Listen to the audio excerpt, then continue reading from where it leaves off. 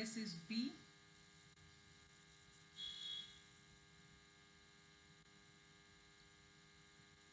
this is W1, W2. Binary operation plus and dot है, ठीक है, यहाँ पे बार बार लिख नहीं रहे। ये दोनों के बीच एक ही कॉमन एलिमेंट है and that common element is additive identity, ठीक है। This is a subspace and this is also subspace. So direct sum of a vector space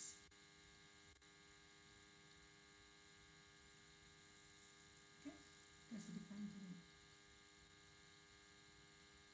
तो if this V can be written as W1 plus W2, then this V is called direct sum of W1 plus W2 if the first condition कि V equal to W1 plus W2 direct sum का ये notation है,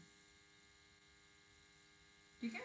direct sum of vector space with two subspaces W1 and W2. This can be written as W1 plus with circle then W2. This notation is called direct sum. ठीक है, इसका अलग meaning है।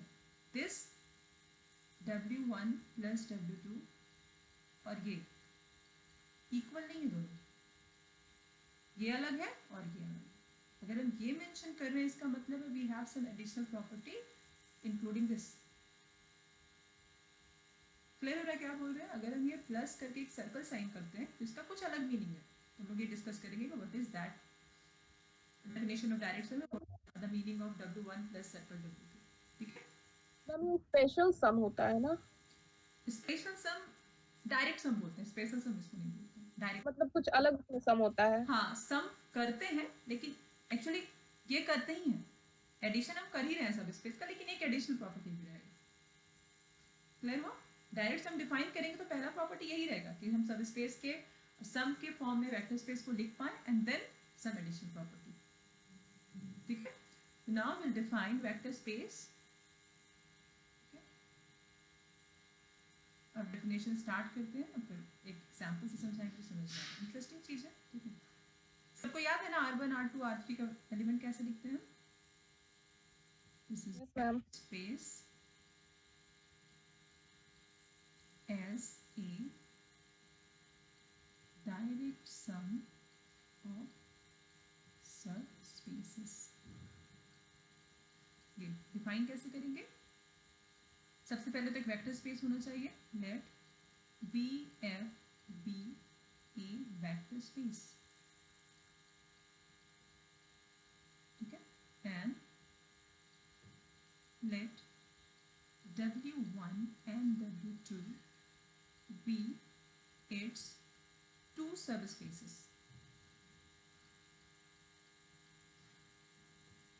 Then V is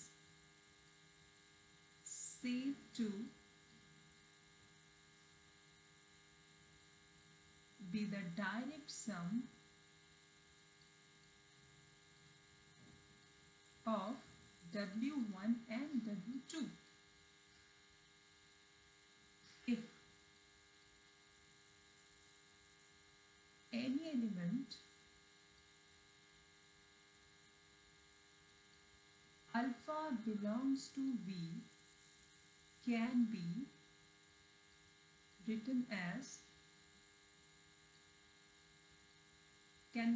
in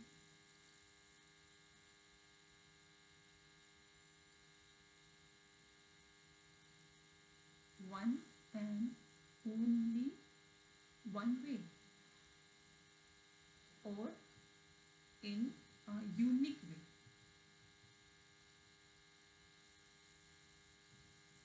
As alpha equal to alpha 1 plus alpha 2, where alpha 1 belongs to W1 and alpha 2 belongs to W2। कुछ समझ में आया नहीं? ये हो गया डायरेक्ट सम का डेफिनेशन, लेकिन एक और डेफिनेशन भी हम लोग यूज कर सकते हैं। कर क्या है? मेरे पास एक वेक्टर स्पेस है V, I have one subspace W1 and W2. This V is called direct sum of W1 and W2 if any element of V, suppose that element is alpha, okay, can be written as in a unique way, that is alpha equal to alpha 1 plus alpha 2. जहाँ पे alpha 1 कहाँ पे है, W1 में, and this alpha 2 belongs to W2. तो इसका मतलब हो रहा है कि कोई भी एलिमेंट अगर हम V से ले रहे हैं तो यो यूनिकली W1 प्लस W2 के फॉर्म में लिख पा रहे हैं। यूनिक का मतलब क्या हो गया कि अल्फा इक्वल टू अगर अल्फा 1 प्लस अल्फा 2 है तो ऐसा कोई बीटा 1 बीटा 2 नहीं मिलना चाहिए जिसका वैल्यू ऐड करे तो फिर से अल्फा हो जाए। जैसे अगर हम एक एलिमेंट ले रहे हैं 5 को हम लोग कितने वे से एक्सप्रेस कर सकते हैं? 5 को हम लोग 2 plus 3, एक यूनिक वे है ये, 2 plus 3, 5 can be written as 2 plus 3. Is it a unique way? Yes, no? Yes, no? Answer me. Yes, ma'am. No. Unique. 5 equal to 2 plus 3. Unique है ये रिप्रेजेंटेशन यूनिक है। मतलब 5 यहाँ पे क्या बोला जा रहा है कि अल्फा को एक अल्फा 1 प्लस अल्फा 2 के यूनिक वे में एक्सप्रेस करना है, यानी और कोई बीटा 1 या बीटा 2 नहीं मिलना चाहिए जिसका वैल्यू फिर से अल्फा हो जाए। यहाँ पे मेरा क्वेश्चन है कि 5 equal to I am writing 2 plus 3, क्या ये रिप्रेजेंटेशन यूनिक कर सकते हैं? ऐसा बोल सकते हैं क्या कि हमारे पास ऐसा एक और एक पेयर नहीं मिलेगा जिसका वैल्यू 5 हो? क्या ऐसा पेयर मिलने का चांसेस है? क्यों नहीं? This 5 equal to 3 plus 2. This 5 equal to 1 plus 4. Yes, ma'am. 4 plus 1 कितना पेयर हो गया?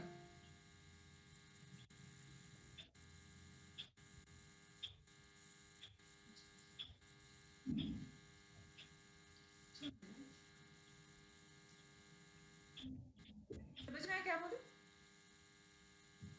तो Yes, ma'am. को हम लोग कितने टाइप से लिख पाए? देखिए 2 plus 3 और 3 plus 2 ऑर्डर बहुत मैटर करता है। अगर हम लिखे हैं this V can be express as a sum of two vector space W1 and W2, तो अगर हम पहले W1 लिखे हैं तो पहला element definitely belongs to W1, तो this 2 plus 3 and 3 plus 2 both are different.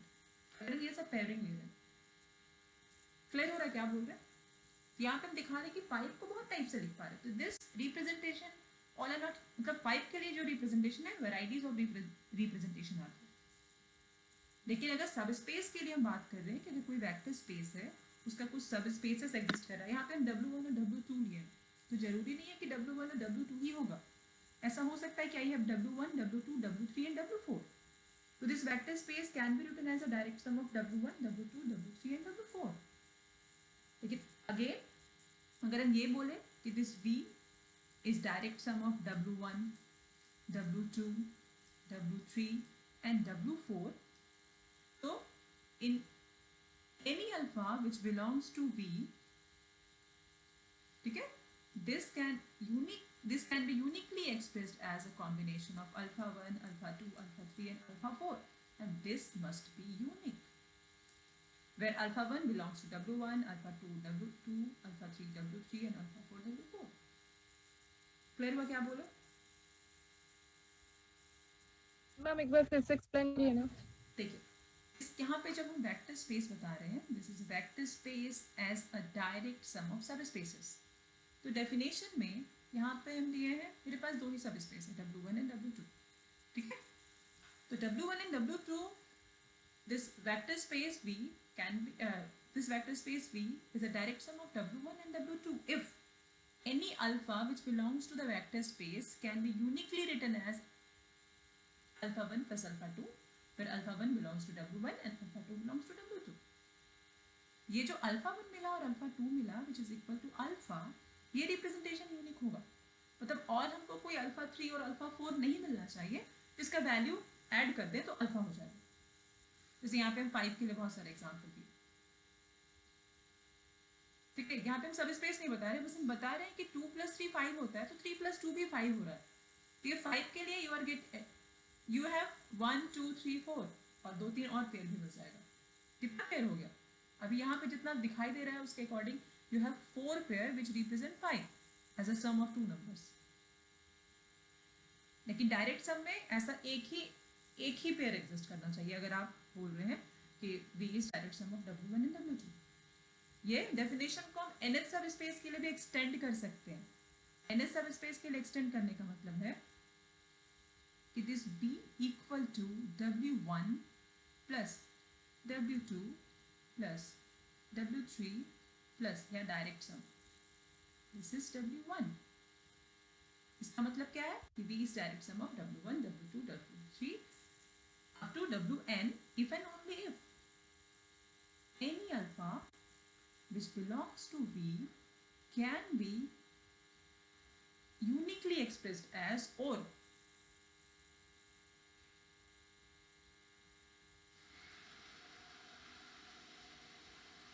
can be uniquely expressed as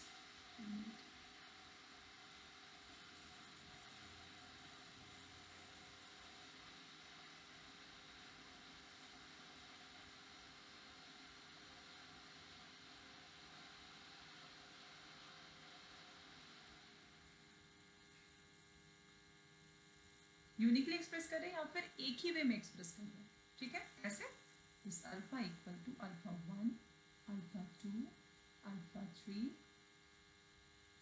alpha n where alpha I belongs to Wi where I equal to 1 to n। मतलब जैसे I का value 1 लेंगे वो W1 में चला जाएगा, I का वैल्यू 2 लेंगे वो W2 में आएगा, वैल्यू 3 लेंगे W3 and so on.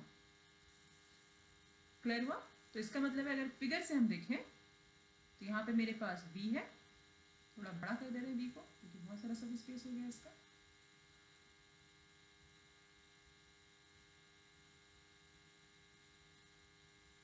This is V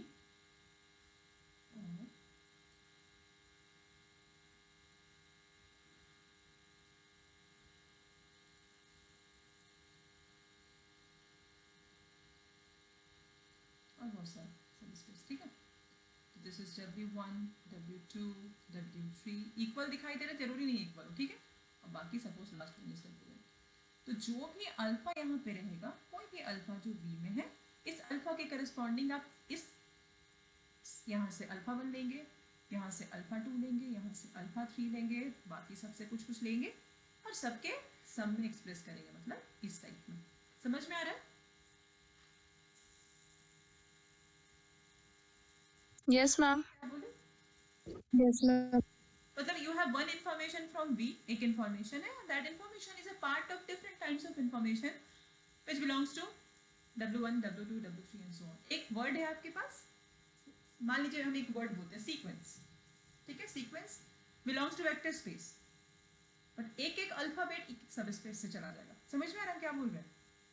S belongs to W1, E belongs to W2, Q belongs to W3 and so on, एक एक चीज। ठीक है, इस टाइप का मतलब कॉम्बिनेशन हम बना रहे हैं। ठीक है, लेकिन क्या हो रहा है, ये यूनिकली एक्सप्रेस्ड एज, ये एक्सप्रेशन यूनिक होगा बस। अब क्योंकि ये सब स्पेस है सब, तो सबके बीच यहाँ पे तो हम n सब स्पेस का बात कर रहे हैं। इसके पहले हम बात किए थे कि this V can be express as direct sum of 2 सब space, that was W1 and W2। यहाँ पे क्या हो रहा है, वी हैव n सब स्पेसेस, तो इस n सब स्पेसेस में कौन सा एलिमेंट कॉमन होगा? मतलब इस अंडरस्टूड कि W1, W2 एंड W1 इसमें एक ही एलिमेंट कॉमन है, that element is additive 0. Identity. क्योंकि अगर एडिटिव आइडेंटिटी नहीं होगा तो कोई सब स्पेस ही नहीं बनेगा। ठीक है, तो चाहे आप 2 सब स्पेस लें, वेक्टर स्पेस को आप 2 सब स्पेस के डायरेक्ट सम में एक्सप्रेस करें, या आप n नंबर ऑफ सब स्पेस के डायरेक्ट सम में एक्सप्रेस करें, you have only one element in common, that element is additive identity of the vector space या एडिटिव आइडेंटिटी ऑफ सब स्पेस वेक्टर स्पेस। क्लियर हुआ यहाँ तक? क्या बोले? किसी को डाउट हो तो बोलिए, कुछ नहीं समझ में आया Clear. करते हैं। ठीक है, तो ज़्यादा समझ में आएगा। अभी तक ये समझ में आ रहा है ना कि वेक्टर स्पेस को कैसे पार्ट में डिवाइड कर रहे हैं, part in form of V को क्या कर रहे हैं, ब्रेक कर रहे हैं अलग अलग पार्ट में, ठीक है। और वो पार्ट क्या हो रहा है, वो पार्ट है सब स्पेस, और सब स्पेस के सम में एक वेक्टर स्पेस को हम लिख रहे हैं, ठीक है। ये डिवीजन एक्चुअली ये डायरेक्ट सम बताता है कि वेक्टर स्पेस को हम लोग कैसे डिवाइड कर सकते हैं। फिगर देख के समझ में आ रहा है ना कि वेक्टर स्पेस को क्या कर रहे हैं, डिवाइड कर रहे हैं। आ रहा समझ में, वेक्टर स्पेस को क्या कर रहे हैं, डिवाइड कर रहे हैं। तो चलिए, किसी का एंट्री हुआ है,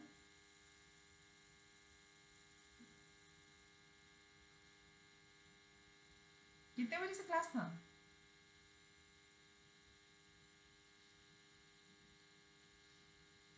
तो नेक्स्ट इज हम लोग एक एग्जांपल देखने वाले हैं। Again we have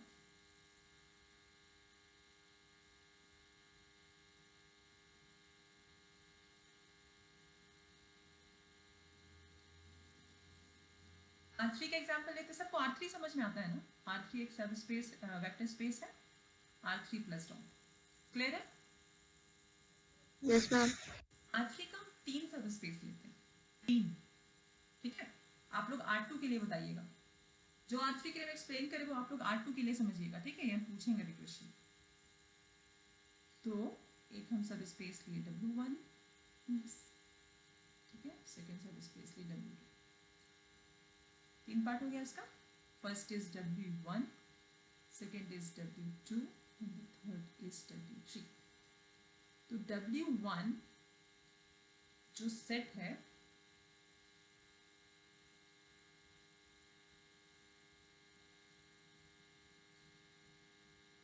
this is alpha 0 0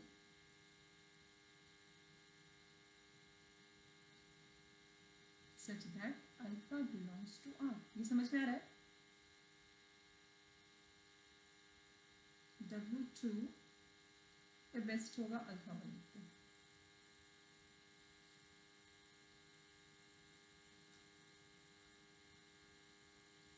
rotation change हो जाए, ठीक है, ऐसा कुछ।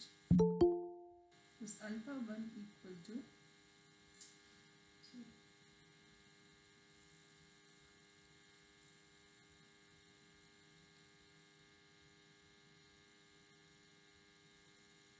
W1 equal to alpha 1 0 0 where alpha 1 belongs to R। W2 0 alpha 2 0 alpha 2 belongs to R, and W3 equal to 0 0 alpha 3 alpha 3 belongs to R। Ideally this is 3 dimension, ठीक है, 3 dimension को represent कर रही है, ठीक है। तो ये W1 क्या है, x axis, this is y axis, है कि नहीं? ये समझ में आ रहा है? x axis y axis z axis है ये, ठीक है। आप यहाँ पे x 0 0 लेते थे, 0 y 0 एंड 0 0 z। यहाँ पे हम अल्फा 1 यूज किए हैं, अल्फा 2 और अल्फा 3 किए हैं, ठीक है। 3 coordinate system, alpha 1 alpha 2 alpha 3 की एक्सिस, ठीक है। ये तीनों सब स्पेस है, मेरे साइड से तो है, आपके साइड से है या नहीं बताइए। आपको समझ में आ रहा है कि ये सब स्पेस कैसे है? यहाँ हम बस लिखे हैं कि these are W1, W2 and W3 are subspaces of R plus dot। क्योंकि ये तो हम लिख दिए, तो मेरे साइड से तो डेफिनेटली सब स्पेस है, इसीलिए लिख रहे हैं। आप लोग के साइड से ये सब स्पेस है या नहीं? और अगर नहीं समझ में आ रहा है कि मैम कैसे हुआ सब स्पेस, तो आप यहाँ पे क्वेश्चन पूछ सकते हैं। किसी को डाउट है कि सब स्पेस कैसे हुआ?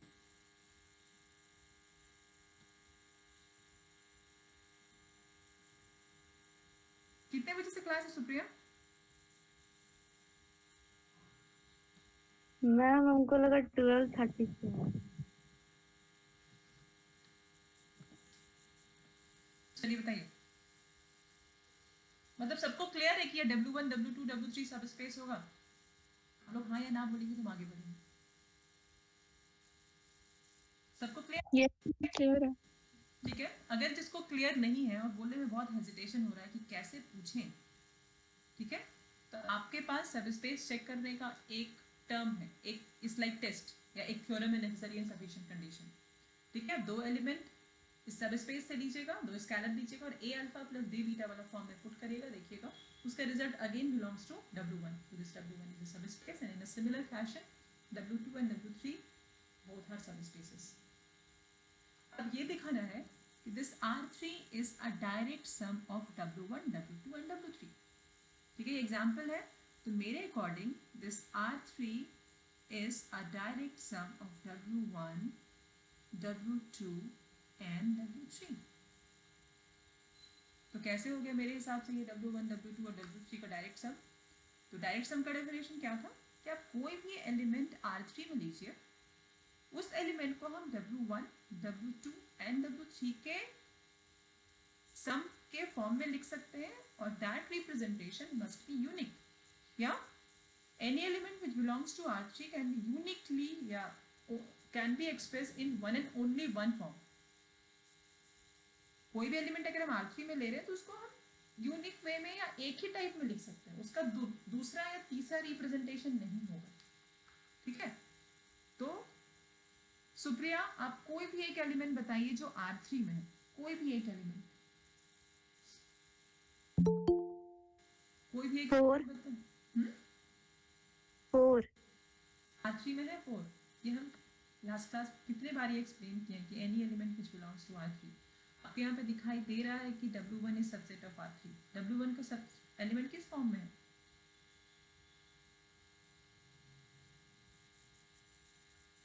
अभी असाइनमेंट सबमिट करने के लिए बोला गया था, किया फिर कॉपी करके बस सबमिट करिए। यस मैम हम किए थे। हाँ तो किए थे, तो फिर यहाँ पे आंसर 4 नहीं आना चाहिए।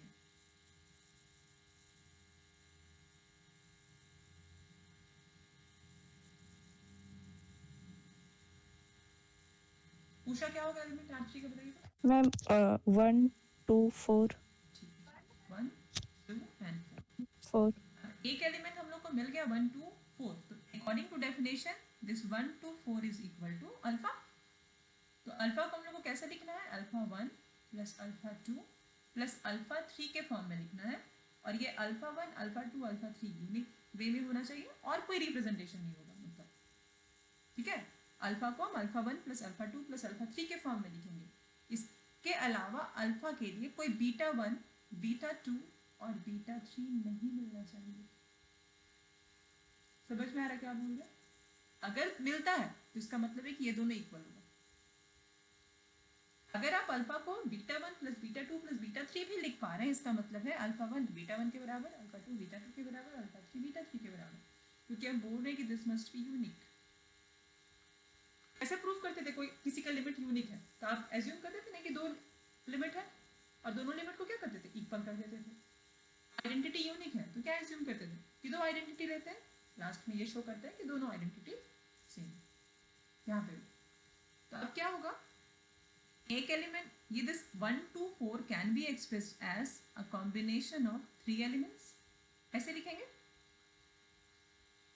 पहला एलिमेंट कहाँ से होना चाहिए? W1 से। ठीक है, यहाँ से सेकेंड एलिमेंट होना चाहिए W2 से and the third element belongs to W3। तो W1 का एलिमेंट किस फॉर्म में है? First coordinate alpha 1, second coordinate 0, third coordinate 0। मतलब सेकेंड और थर्ड कोऑर्डिनेट तो डेफिनेटली 0। तो पहला कोऑर्डिनेट क्या होगा? हम लोग यहाँ पे देखिए तो पहला कोऑर्डिनेट क्या चाहिए? 1। 1 नेक्स्ट W2 का एलिमेंट देखिए, W1 का एलिमेंट है, क्यों? क्योंकि इसका सेकेंड और थर्ड कोऑर्डिनेट 0, सॉरी W1। ठीक है, this is an element of W1। why? because second and third tuple is 0। पर सेकेंड जो हम एलिमेंट ले रहे हैं ये W2 से होना चाहिए। W2 में क्या है? फर्स्ट और लास्ट टपल 0। फर्स्ट टपल 0 करते हैं, लास्ट टपल 0 करते हैं। अब जो सेकेंड टपल है वो क्या होना चाहिए? सेकेंड टपल मेरे पास हमको मिलना चाहिए 2, तो यहाँ पे लिखते हैं 2। Similarly the element of W3 last tuple क्या है? नॉन जीरो है।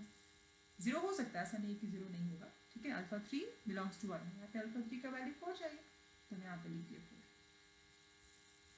ठीक है, अब W1, W2 और W3 में यहाँ पे 0 0 0 0 0 0 0 0 0 हो सकता है, ये तीनों में 0 एलिमेंट ही कॉमन होगा, दैट इज एडिटिव आइडेंटिटी.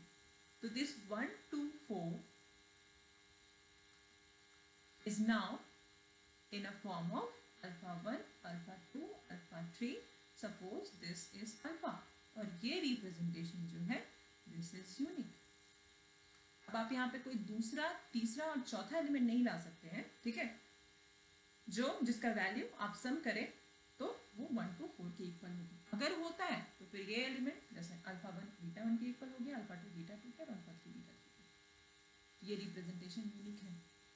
आप अगर चाहें आप कोई तीसरा चौथा और भी एलिमेंट बता सकते हैं, ठीक है, यहाँ पे, और आप उसको W1 plus W2 plus W3 के रिप्रेजेंटेशन में सम के फॉर्म में. कोई और एलिमेंट बताइए. सुप्रिया, आई थिंक अब आपको समझ में आ रहा है कि R3 का एलिमेंट कैसा है. अब आप बता सकते हैं R3 का कोई एक यस मैम. बताइए. 2 3 7 2 3 7 and this is 2 0 0 0 3 0 and 0 0 7. आप चाहें तो आज दिन भर ये सोच के देखिएगा कि क्या यहाँ पे कोई और एलिमेंट हम डाल सकते हैं which is equal to 1 to 4, या फिर is it possible this 2 3 7 can be expressed as a combination of three vectors. First vectors belongs to W1, second vector belongs to W2 and third vector belongs to W3. Is it possible? आप ये सोच सकते हैं, ठीक है. ये जो representation है ऑल आर यूनिक, इसका मतलब है कि this R3 is a direct sum of W1, W2 and W3. ये बहुत अच्छा एग्जांपल है, ठीक है, किसका डायरेक्ट सम का. एग्जाम में कभी क्वेश्चन आता है कि define direct sum and give 2 example, 3 example, infinite example. You can easily express these examples, ठीक है. मतलब आप आराम से examples बना सकते हैं. You can make examples. यहाँ पे मेरे साइड से क्या हुआ, R3 हम बताए, आप लोग को बोले कि आप लोग सोच के रखिएगा R2 कैसा होगा. तो R2 क्या करेंगे, यहाँ पे इस फिगर में R2 लिखेंगे प्लस डॉट, इसको दो पार्ट में डिवाइड करेंगे. First is W1 then W2. W1 का एलिमेंट कैसा होगा, alpha 1 0, W2 0, alpha 2. Third tuple नहीं रहेगा. आप इसको एक्सटेंड करके R4 में लेके आ सकते हैं. W1, W2, W3 and W4. First coordinate alpha 1 then 3 tuple 0, first tuple alpha 1 then 3 tuple 0, second alpha 2, first and last 2 tuple 0 and so on. तो Rn के लिए भी आप डायरेक्ट सम बना सकते हैं, एग्जांपल बना सकते हैं. समझ में आ रहा है क्या बोल रहे हैं? हाँ या ना? Yes, ma'am. ठीक है. तो Yes, ma'am.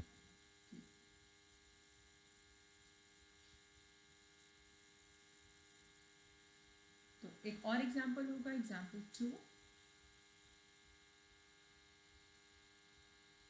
This R square is sum of two subspaces W1 plus W2, where W1 equal to alpha 1 0, alpha 1 belongs to R, and W2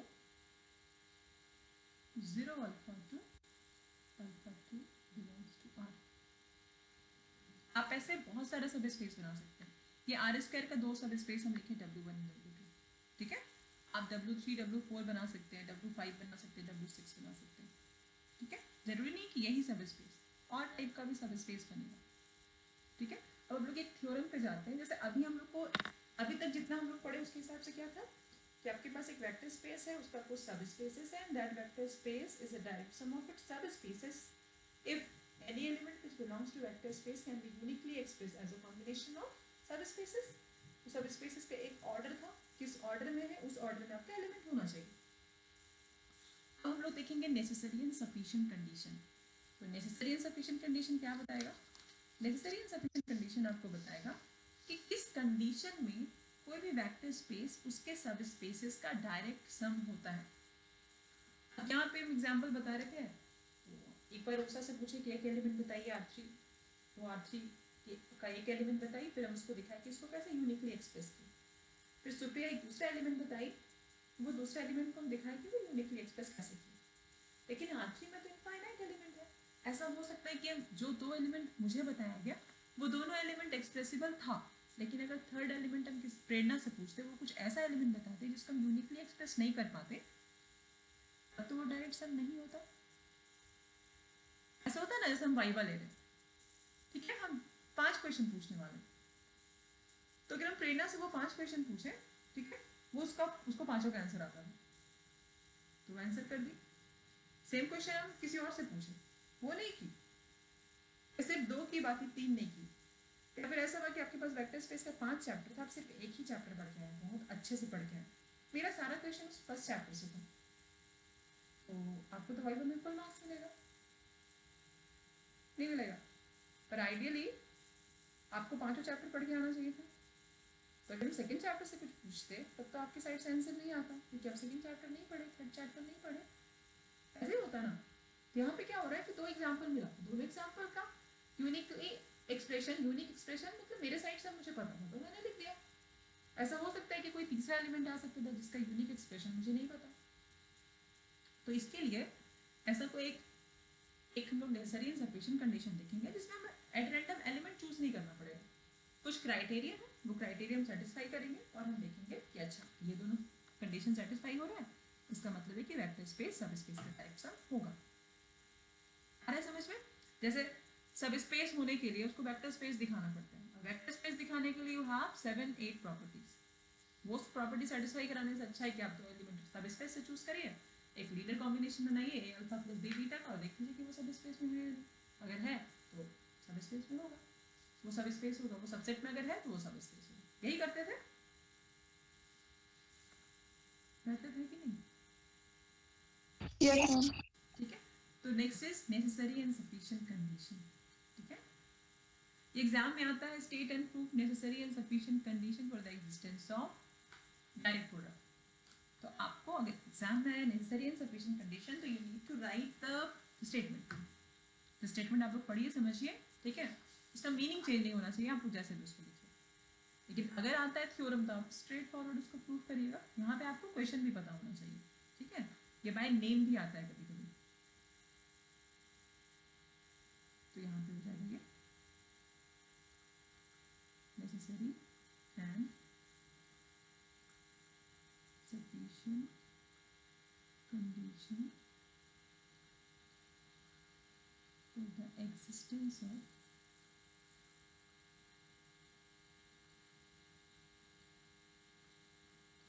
direct सम। तो थ्योरम इसका क्या है? थ्योरम है आपका the necessary and sufficient condition for the necessary and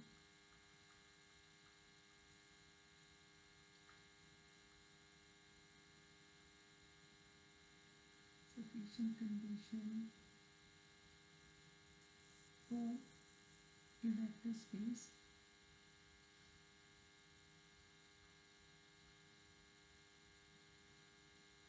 VF to be a direct sum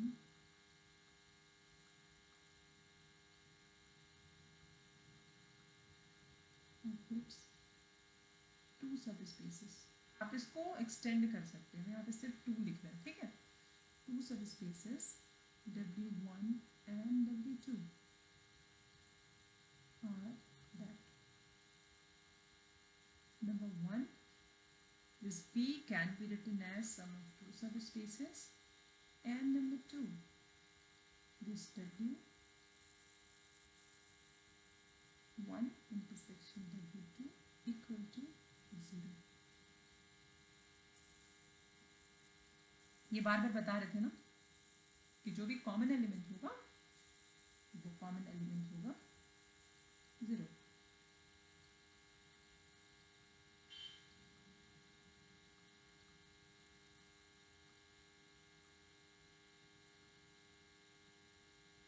ma'am theorem में direct sum वाला symbol use करेंगे ना, नंबर 1 प्रॉपर्टी? नहीं, ठीक है, the necessary and sufficient condition for a vector space VF to be a direct sum of its 2 subspaces W1 and W2 are that this V is sum of 2 subspaces and W1 intersection W2 equal to 0। ये दोनों condition मिलाने के बाद ही आप लिख सकते हैं this V equal to W आ रहा है समझ में? Yes, ma'am. Yes, ma'am. V equal to W1 plus W2 is a combination of two condition. पहले भी बताया जब डेफिनेशन बता रहे थे, ये है एक्चुअली, है समझ में?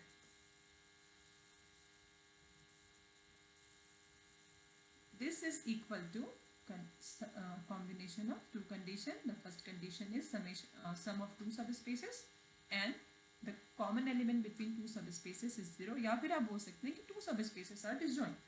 एक ही बात है। अगर आप नंबर 2 को, ये जो नंबर 2 वाला कंडीशन आप उसको लिखेंगे कि W1 and W2 are disjoint subspaces, तो भी इसका मतलब यही होगा, ये इसका मीन दोनों इक्विवेलेंट है। मैथमेटिकली हम लिखे हैं W1 intersection W2 equal to only 0 element या 0 वेक्टर या फिर both are disjoint।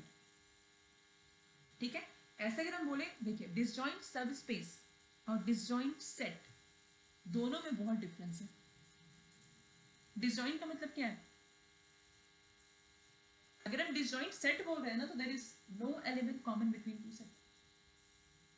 लेकिन अगर हम डिसजॉइंट सबस्पेस बोल रहे हैं तो ऑल्दो एलिमेंट्स कॉमन नहीं है, पर क्योंकि वो सबस्पेस है, subspace of a particular vector space, so there is only one element common between the subspaces and that element is additive identity. तो आप अगर यहाँ पे सेट लिख देंगे ना तो ये गलत हो जाएगा, ठीक है, क्योंकि ये सबस्पेस है इसीलिए एलिमेंट 0 आएगा। अगर आप यहाँ पे लिख देते हैं बाय मिस्टेक कि these W1 and W2 are disjoint set, तो इसका मतलब है नो एलिमेंट कॉमन। तो वर्ड का कितना मतलब कितना वर्ड पावरफुल है ये बता रहा है। अगर आप यहाँ पे सेट लिख के आए फिर आए एग्जाम बहुत अच्छा है, हम तो सब लिख के आए, आपको मार्क्स नहीं मिलता, यही सब वजह है। जहाँ सब स्पेस होना चाहिए वहाँ सेट कर दिए, जहाँ पे वेक्टर स्पेस होना चाहिए वहाँ पे आप सब स्पेस कर दिए, जहाँ पे डायरेक्ट सम होना चाहिए आप सम कर दिए। प्रूफ ये करना है डायरेक्ट सम के लिए, तो यहाँ पे डायरेक्ट सम का नोटेशन नहीं डाल सकते। These two condition is equal to direct sum of vector spaces, direct sum of subspaces। आ रहा है समझ में क्या बोल रहे हैं? Yes, ma'am. ठीक है, तो रिपीट कर रहे हैं theorem. The necessary Yes, ma'am. condition for a vector space VF to be a direct sum of its two subspaces W1 and W2, we need to show that V equal to sum of subspaces and the only element common between W1 and W2 equal to 0। तो necessary है और sufficient condition दोनों है। तो necessary condition में हम लोग क्या एज्यूम करेंगे? नेसेसरी कंडीशन में हम लोग एज्यूम करेंगे कि V जो है वो W1 और W2 का डायरेक्ट सम है। तो हम लोग दिखाएंगे कि हाँ ये हो रहा है, ठीक है। सेकेंड पार्ट में हम लोग देखेंगे कि V एक वेक्टर स्पेस है, ठीक है, और W1 W2 उसका सब स्पेस है जो ये दो कंडीशन सेटिस्फाई कर रहा है, and we have to show that V is direct sum of its subspaces। समझ में आया क्या बोले? Yes, ma'am. नेसेसरी कंडीशन में हम ये assume करेंगे कि V जो है वो W1 W2 का डायरेक्ट सम है। तो ये ultimately we have to show that V equal to W1 plus W2 and W1 intersection W2 equal to 0। ठीक है, ये मानते हुए ये चीज प्रूव करेंगे। सफिशिएंट कंडीशन में हम लोग क्या करेंगे, ये assume करेंगे कि V वेक्टर स्पेस है, ठीक है, और V ऐसा वेक्टर स्पेस है कि V equal to W1 plus W2 हो रहा है, where W1 and W2 are subspaces and the only element common between W1 and W2 is 0।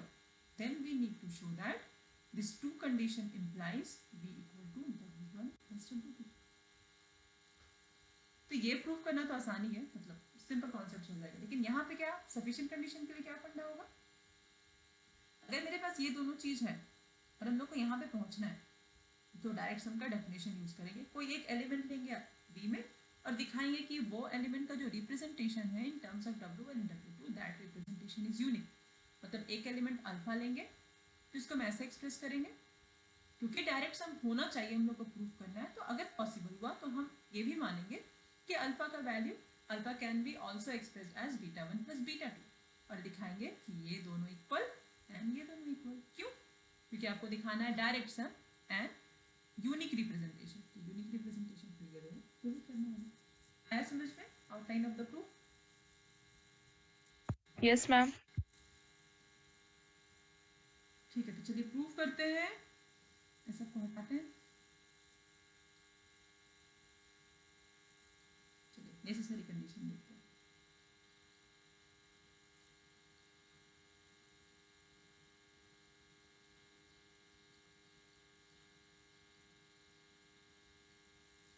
Let V be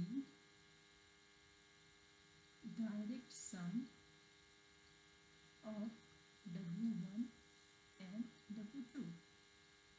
That is V equal to W1। ये notation ये हम assume किया है इसलिए हम ये मान रहे हैं, ठीक है। तो इसका मतलब है then any alpha belongs to V, कोई भी एलिमेंट अगर हम अल्फा V में लिए हैं इज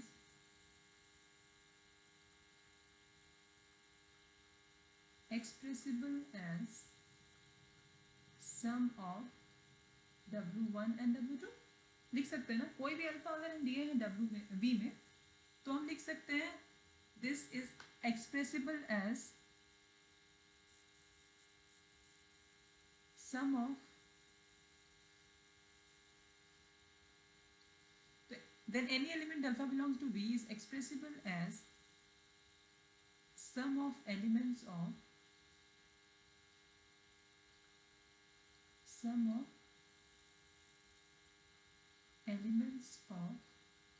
W1 and W2। यही था डायरेक्ट सम का definition. That is alpha can be express as alpha 1 plus alpha 2 where alpha 1 belongs to W1 and alpha 2 belongs to W2।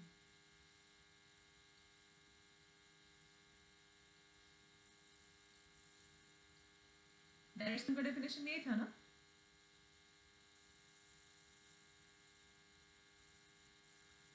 Then any alpha belongs to V is expressible as sum of elements of W1 and W2। इसका हर element के लिए ये हो रहा है। So this is valid for all alpha। This is true for all alpha which belongs to V। That is V equal to W1 plus W2। लिख सकते हैं यानी हाँ या ना बताइए। हम लोग पहले ही एज्यूम किया है कि V is direct sum of W1 and W2, तो ये नोटेशन में हम लिख दिए। अब डायरेक्ट सम है तो डायरेक्ट सम का जो डेफिनेशन था उसका मतलब है कि अगर V में कोई भी एलिमेंट आप लेते हैं तो आप सम ऑफ द एलिमेंट्स लिख सकते हैं of W1 and W2। This alpha can be written as alpha 1 plus alpha 2 where alpha 1 belongs to W1 and alpha 2 belongs to W2। अब ये वेक्टर स्पेस के हर एलिमेंट के साथ वैलिड है, हर एलिमेंट के साथ। तो कोई भी एलिमेंट आप V से चूज करिए, that element can be express as a sum of elements of both the subspaces. That means this V equal to W1 plus W2। Clear हुआ या नहीं? Yes, ma'am. ठीक है। नेक्स्ट हम लोग को दिखाना है कि इंटरसेक्शन ऑफ दीज टू सब spaces has only one element and that element is 0। तो हम लोग क्या करते हैं, ये एज्यूम करते हैं कि W1 इंटरसेक्शन W2 में एक एलिमेंट है, that element is non zero. If possible then alpha which is not equal to 0 belongs to W1 intersection W2। है समझ में? एक एलिमेंट हम ले रहे हैं अल्फा जो 0 नहीं है, वो W1 इंटरसेक्शन W2 में है। इसका मतलब है कि अल्फा W1 में भी है एंड अल्फा W2 में भी है। क्लियर है? ये क्लियर है? Yes, ma'am. Yes, ma'am. Yes, Now, ma'am. अगर अल्फा W1 इंटरसेक्शन W2 में है, ठीक है, तो मेरे पास जो फिगर है या जितना हम लोगों को समझ में आया अभी तक, उसके हिसाब से क्या है, मेरे पास एक V है। सबसे पहले तो वेक्टर स्पेस है ना, उसके बाद ही कुछ हो रहा है मेरे पास। तो दिस इज V और यहाँ पे एक हम लिए ये W1 और ये W2। अगर हम ये बोल रहे हैं कि अल्फा W1 में भी है, अल्फा W2 में भी, तो अल्टीमेटली वो V में है, V से बाहर तो नहीं है। तो हम ये बोल सकते हैं now alpha belongs to V। है होगा ना? ये सबसेट में है तो सुपरसेट में हो, सबसेट में है। W1 V का सब स्पेस अगर नहीं भी है तो सबसेट तो है। अगर हम ये बोल रहे हैं कि अल्फा W1 में है तो अल्फा वी में है। क्लियर हो रहा है क्या बोल रहे हैं? Yes, ma'am. बिल्कुल लिख ही सकते हैं। मतलब अल्फा इसमें है, इसमें भी है, तो अल्फा वी में होगा ही। अल्फा अगर वी में है then alpha equal to alpha plus 0 लिख सकते हैं।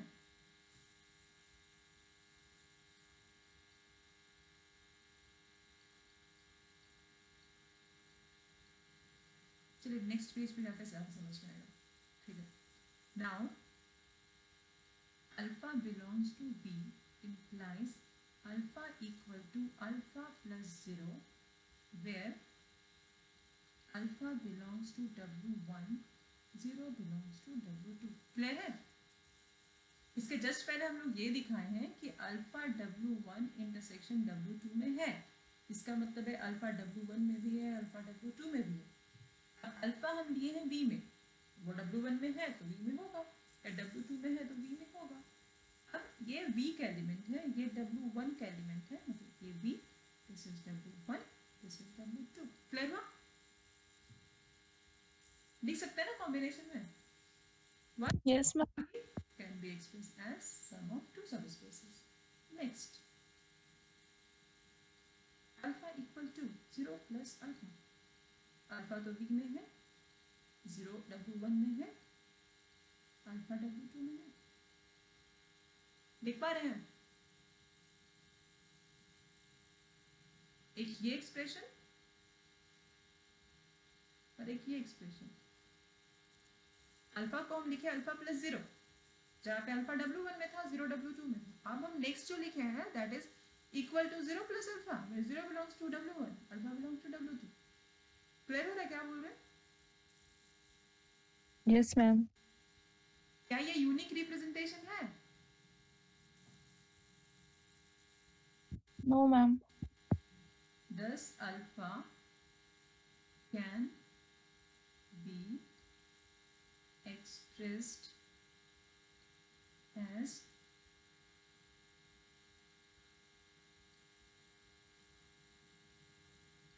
this alpha belongs to V has two representation।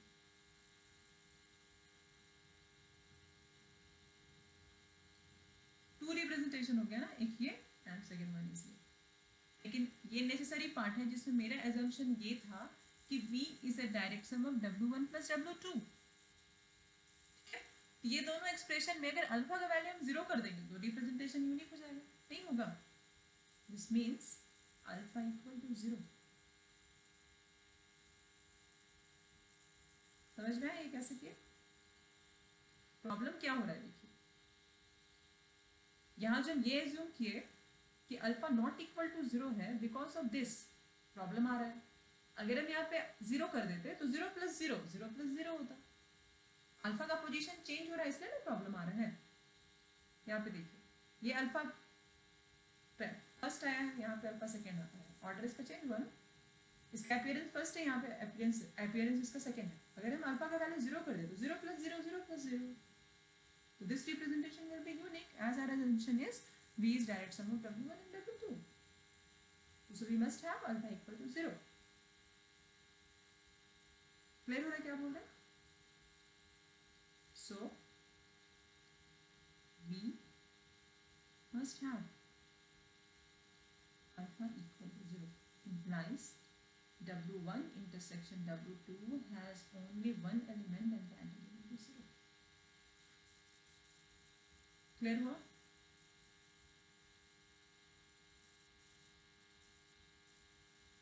Clear हुआ Yes, ma'am. सबको? Yes, ma'am. ठीक है, चलिए sufficient condition देखते हैं। The next is sufficient part. Sufficient part में क्या देखना है, हम लोग यहाँ क्या एज्यूम करेंगे कि V be a subspace let Pf be a vector space and W1 W2 be its subspaces such that, ठीक है, सब स्पेस तो है लेकिन कुछ प्रॉपर्टी के साथ, such that V can be expressed as a sum of two subspaces and W1 intersection W2, this is equal to 0 element. ये empty नहीं है, इस सेट में सिर्फ एक ही एलिमेंट है, that element is 0. अगर हम ये बोलेंगे W1 intersection W2 equal to 5, मतलब कोई एलिमेंट नहीं, ठीक है, 0 बोल रहे हैं मतलब एक एलिमेंट है, that element is 0. ठीक है, इसके लिए क्या करना पड़ेगा, and now we have to show that when we have to show that V equal to W1 direction of W2. क्या समझ में, ये सब कुछ मिला हुआ है मेरे पास है ये सब चीज, ठीक है, we have and we have to show that this. तो डायरेक्ट सम होने का मतलब क्या है, कोई एलिमेंट आप V से लीजिए, आप दिखा दीजिए कि वो रिप्रेजेंटेशन यूनिक है, हो गया डायरेक्ट सम. तो यहीं पे फोकस करते हैं, ठीक है. एक एलिमेंट हम लेते हैं V से, let alpha belongs to V, ठीक है,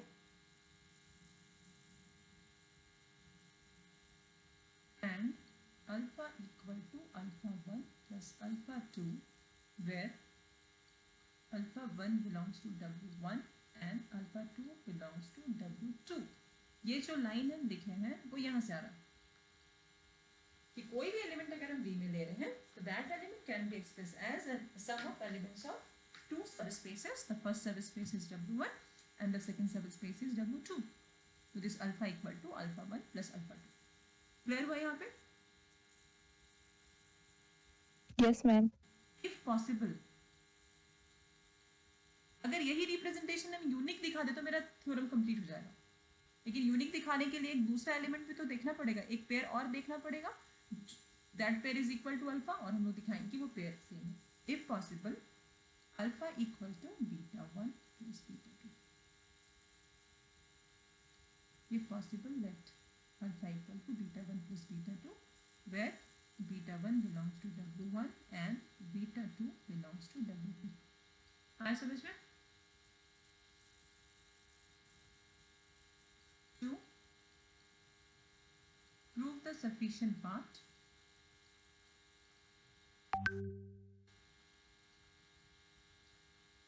we need to prove that. क्या प्रूव करना पड़ेगा बताइए तो, या we need to show that. ये sufficient part प्रूव करने के हम लोग को दिखाना होगा alpha 1 equal to beta 1 and alpha 2 equal to beta 2. Alpha को हम दो फॉर्म में लिख रहे हैं, एक हो रहा है alpha 1 plus alpha 2 and second form is beta 1 plus beta 2.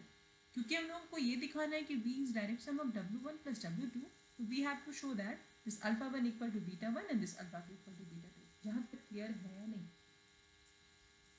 Clear है मैम. ठीक है. Since alpha equal to alpha 1 plus alpha 2 and B and alpha equal to beta 1 plus beta 2, दोनों का LHS इक्वल है तो RHS इक्वल होगा. इसका मतलब है कि this alpha 1 plus alpha 2 equal to beta 1 plus beta 2, यही होगा ना? Yes ma'am.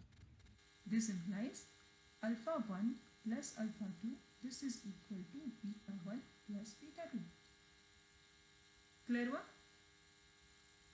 This is alpha 1 minus beta 1 equal to beta 2 minus alpha 2. लिख सकते हैं? Yes ma'am. ठीक है. अब देखते हैं, इस पे एनालिसिस करते हैं कि ये किसका एलिमेंट है. लेफ्ट हैंड साइड देखते हैं, LHS वाला, ये वाला, ये अल्फा 1 W1 का एलिमेंट है. Since alpha 1 belongs to W1, beta 1 कहाँ पे है? W1. W1. और W1 क्या है? Subspace of V. दोनों का डिफरेंस सब स्पेस में होगा. Yes, ma'am. होगा. किसी को डाउट हो रहा है? नहीं होगा? किसी को डाउट हो रहा है? नहीं होगा?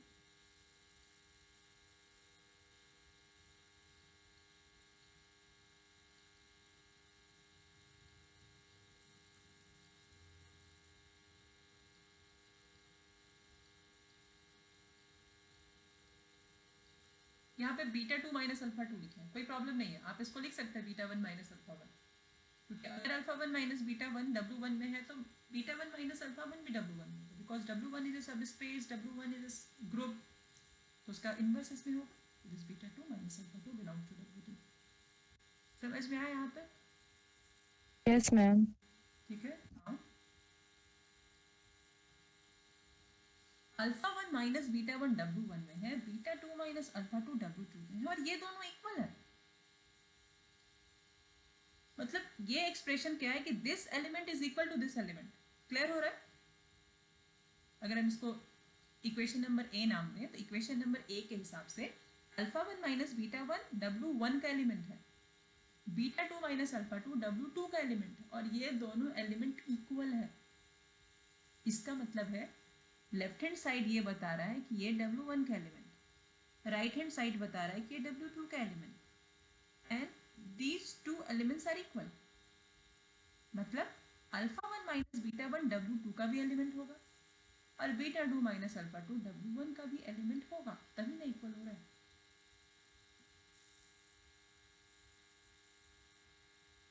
Yes, ma'am. Yes, समझ में आ ma'am. रहा है? अगर Yes, ma'am. इक्वल है तो प्रॉपर्टी इक्वल होगा ना। एक एलिमेंट अगर दूसरे एलिमेंट के इक्वल है, एक एलिमेंट अगर किसी एक सेट में है और दूसरा एलिमेंट दूसरे सेट में, तो डेफिनेटली दोनों एलिमेंट दोनों सेट में होगा। इक्वल कैसे हो जाएगा फिर? आए समझ में क्या बोले? Yes, ma'am. ठीक है। इसका मतलब ये होगा कि this alpha 1 minus beta 1 this is equal to beta 2 minus alpha 2, this definitely belongs to intersection, मतलब दोनों में। ठीक है। लेकिन इसके जस्ट पहले वाले पेज में हम लोग देखते हैं ये क्या है मेरे पास, कि सफिशिएंट पार्ट में मेरे पास वेक्टर स्पेस था, सब स्पेस था, लेकिन ये दो प्रॉपर्टी के साथ था, जिसमें सेकेंड प्रॉपर्टी के हिसाब से इंटरसेक्शन में सिर्फ और सिर्फ एक ही एलिमेंट है। तो इंटरसेक्शन में अगर एक ही एलिमेंट है तो यहाँ पे हम क्या दिखा रहे हैं कि alpha 1 minus beta 1 beta 2 minus alpha 2 के इक्वल है, ये दोनों एलिमेंट इसके इंटरसेक्शन में है। But from the assumption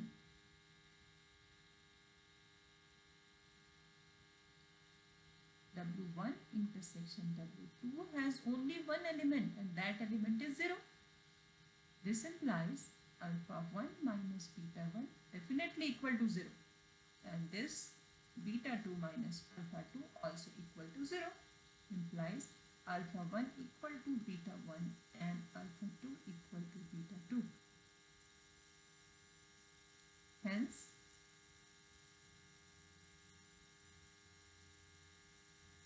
an element alpha belongs to B, ठीक है, is uniquely expressible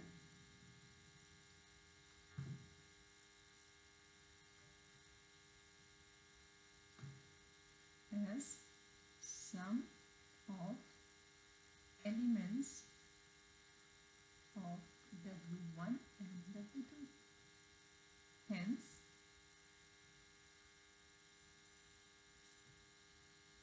V equal to W1 plus W2. आया समझ में? Yes, ma'am. Yes, ma'am. Yes, ma'am. ठीक है, तो it's all about direct sum, examples and the existence of direct sum. Exam में अगर आता है कि state and prove existence of direct sum, तो आपको यहाँ से स्टार्ट करना होगा, यहाँ से थ्योरम आपको खुद ही लिखना होगा फिर। ठीक है, अगर सिर्फ ये आता है कि state and proof necessary and sufficient condition for the existence of direct sum, पूरा स्टार्ट करिएगा यहाँ से, और अगर ये थ्योरम मेंशन किया हुआ रहता है तो फिर नेक्स्ट पेज से स्टार्ट करिएगा यहाँ से। क्लियर हुआ क्या बोले? Yes, ma'am. Yes, ma'am. Yes, ma'am. समझ में आया ना? Yes, ma'am. Yes, ma'am. ठीक है, तो चलिए आप लोग के लिए एक छोटा सा होमवर्क है। आप लोग को ये डायमेंशन वाला थ्योरम समझ में आ रहा है? Yes, ma'am. आप लोग पढ़िएगा, ये हम बताएंगे, इंपॉर्टेंट है, ठीक है? फिर भी पढ़ के रखिएगा तो अच्छा रहेगा। डायमेंशन ऑफ डायरेक्शन, अगर इसके पहले का 2 थ्योरम समझ में आ गया, ये समझने में कोई प्रॉब्लम नहीं होगा। इवन आपकी बुक में जो थ्योरम दिया हुआ है, इसका एक और थ्योरम दिया, मतलब वो हम बताएंगे। इसको 2 टाइप में प्रूव कर सकते हैं, ठीक है? सेम टाइप से लीनियर इंडिपेंडेंट सबसेट लेंगे, उसका एक्सटेंशन थ्योरम लगाएंगे, देन प्रूव करेंगे, क्लेम करेंगे। जो भी जैसे जो वे है ना हम लोगों का, एक लीनियरली इंडिपेंडेंट सबसेट चूज करते हैं, फिर क्या करते हैं, उसको एक्सटेंड करते हैं, क्लेम करते हैं और बेसिस शो करते हैं दो प्रॉपर्टी के साथ। बस वही करना है इसमें भी, ठीक है? मतलब dimension of V equal to dimension of W1 plus dimension of W2 when V is direct sum of W1 and W2। ठीक है, करके देखिएगा, समझ में आना चाहिए। सबके पास अगर बुक है तो कोई प्रॉब्लम नहीं होगा, ठीक है? यहाँ तक वेक्टर स्पेस में कोई डाउट नहीं समझ में आ रहा है, कोई प्रॉब्लम हो रहा है? समझ में आ रहा है मैम। समझ में आ रहा है? मजा आ रहा है? Yes, ma'am. ऑनलाइन पढ़ने मजा आ रहा है? हाँ, yes मैम, ऑनलाइन ज़्यादा अच्छा लगता है ऑफलाइन से।